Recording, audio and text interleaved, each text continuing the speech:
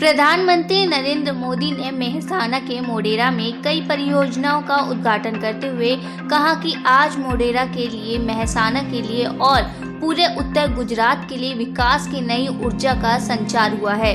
बिजली, पानी से लेकर रोड, रेल तक, डेयरी से लेकर कौशल विकास और स्वास्थ्य से जुड़े अनेक परियोजनाओं का आज लोकार्पण और शिलान्यास हुआ है। रूस और क्रीमिया प्रायद्वीप को जोड़ने वाले पुल पर हुए हमले के बाद अब रूसी राष्ट्रपति ने सोमवार को रूसी सुरक्षा परिषद के सदस्यों के साथ बैठक बुलाई। ऐसा माना जा रहा है कि पुतिन इस बैठक में यूक्रेन जंग को लेकर कोई बड़ा फैसला ले सकते हैं। ऐसा दावा किया जा रहा है कि क्रीमिया पुल पर हमले में यूक्रेन का ही हाथ है। ऐसे में अब पूरी दुनिया की नजर पुतिन के अगले एक्शन पर टिकी है। दिल्ली सरकार में मंत्री राजेंद्र पाल गौतम ने इस्तीफा दे दिया है। दिल्ली के समाज कल्याण मंत्री राजेंद्र पाल गौतम ने इस्तीफा देते हुए कहा है कि मैं पार्टी का सच्चा सिपाही हूं, लेकिन मैं नहीं चाहता कि मेरी वजह से पार्टी पर किसी तरह की आंच आए। दिल्ली के लोगों को राहत देने वाली खबर सामने आई है। देश की राजधानी दिल्ली के लोगों के लिए अगले हफ्ते से 300 से ज्यादा प्रतिष्ठानों से 24 घंटे शॉपिंग कर सकेंगे। इसमें रेस्तरां, होटल और मेडिकल शॉप शामिल है। इसके साथ ही 24 घंटे खाने पीने से संबंधित ऑनलाइन डिलीवरी की सुविधा भी उपलब्ध होगी। इसमें दवाइयां भी शामिल होगी। दिल्ली के उपराज्यपाल वीके सक्सेना ने इस प्लान को मंजूरी दे दी है। महाराष्ट्र के उरण में स्थित एक बिजली उत्पादन स्टेशन पर रविवार दोपहर विस्फोट हो गया। हादसे में 3 लोग घायल हो गए। घायलों को स्थानीय अस्पताल में भर्ती कराया गया। घटना की सूचना पाकर मौके पर पहुंची अधिकारियों की टीम पता लगाने की कोशिश कर रही है कि आखिर स्टेशन में विस्फोट कैसे हुआ। महबूबा मुफ्ती ने कहा है कि भाजपा दुनिया की सबसे अमीर पार्टी है। इनको अपने बड़े बड़े दोस्त अंबानी, अदानी का कर्ज माफ करने का हिस्सा मिलता है। जो 2014 से पहले 100 रुपए का गमछा बांधते थे, आज 80,000 का गमछा डालते हैं। जो 5,000 का ऐनक पहनते थे, आज 1.5 लाख का ऐनक पहनते हैं। जब इनको सरकार गिरानी होती है और जब ईडी, CBI, NIA, ACB विफल हो जाते हैं, तब पैसा काम करता है। आप किस जमहूरियत की बात करते हैं? आपने जमहूरियत का बेड़ा गर्क कर दिया है। बीजेपी नेता रविशंकर प्रसाद ने प्रेस कॉन्फ्रेंस कर कहा है कि लालू जी के परिवार के लोगों पर घोटाले को लेकर अखबार में खबर छपी है। नीतीश जी ने कहा है कि इसमें कुछ नहीं है। आखिरकार 2017 में उन्होंने आरजेडी क्यों छोड़ी थी? तब तो आपने भ्रष्टाचार का आरोप लगाकर इन्हें छोड़ दिया था। नीतीश बाबू कुर्सी के लिए दीवाने हो गए हैं। क्या आप 2017 में सही बोल रहे थे? तो आज ये कैसे संभव है? नीतीश बाबू अपने आप को सुशासन बाबू बोलना बंद कीजिए। हरियाणा के झज्जर जिले में कथित तौर पर पंचायती जमीन पर बने गैंगस्टर अनिल गंजा के घर को अधिकारियों ने बुलडोजर से ध्वस्त कर दिया। पुलिस अधिकारियों ने बताया कि गंजा फिलहाल झज्जर की धुलिना जेल में बंद है। वह हरियाणा और दिल्ली में हत्या का प्रयास, जबरन वसूली समेत लगभग 10 आपराधिक मामलों में आरोपी है। संयुक्त राज्य में इंफोसिस अपनी भर्ती प्रक्रिया में कथित भेदभाव के लिए मुकदमे का सामना कर रही है। इस बीच एक बड़ा खुलासा हुआ है। जानकारी के मुताबिक इंफोसिस कंपनी की ओर से HR एग्जीक्यूटिव जिल प्रेजेंट को आदेश दिया था कि भारतीय मूल के लोगों और बच्चों वाली महिलाओं को नौकरी पर रखने से बचे। प्रेजेंट ने दावा किया कि नौकरी से उसे इसलिए निकाल दिया क्योंकि उसने भर्ती प्रक्रिया पर आपत्ति जताई थी, जिसमें कुछ उम्मीदवारों के साथ भेदभाव किया था।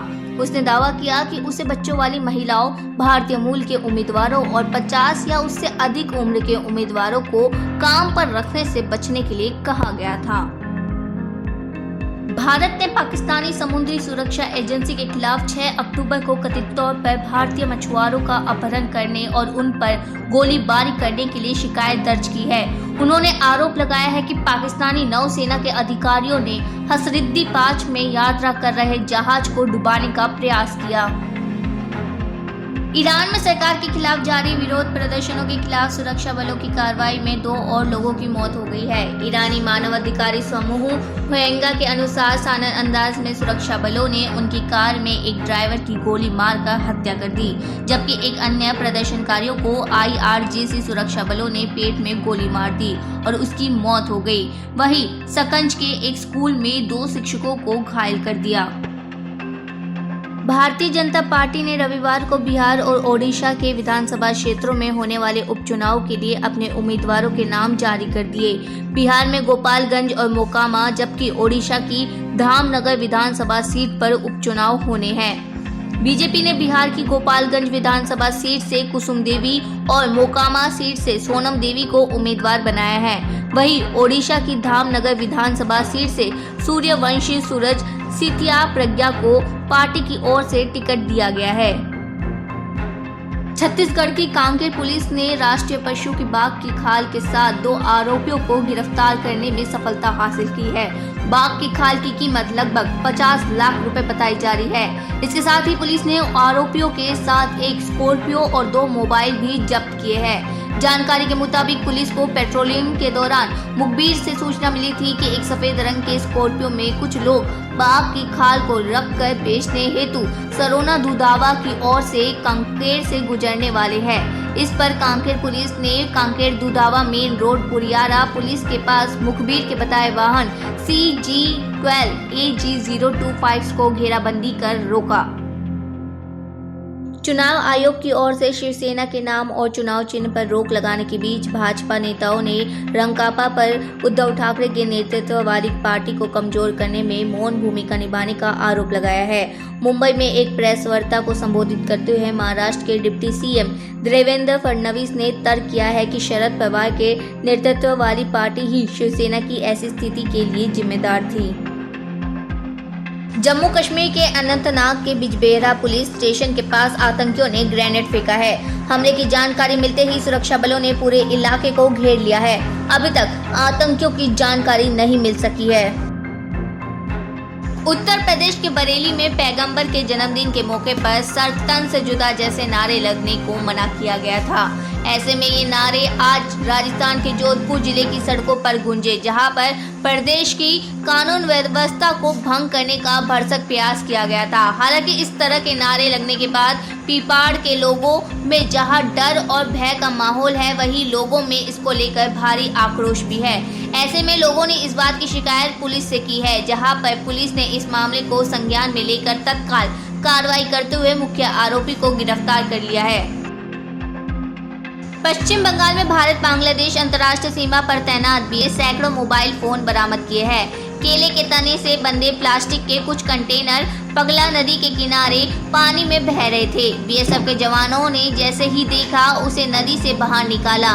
जब इस कंटेनर को खोला गया तो इसमें 317 मोबाइल फोन थे। सभी मोबाइलों की कीमत करीब 38 लाख रुपए बताई जा रही थी।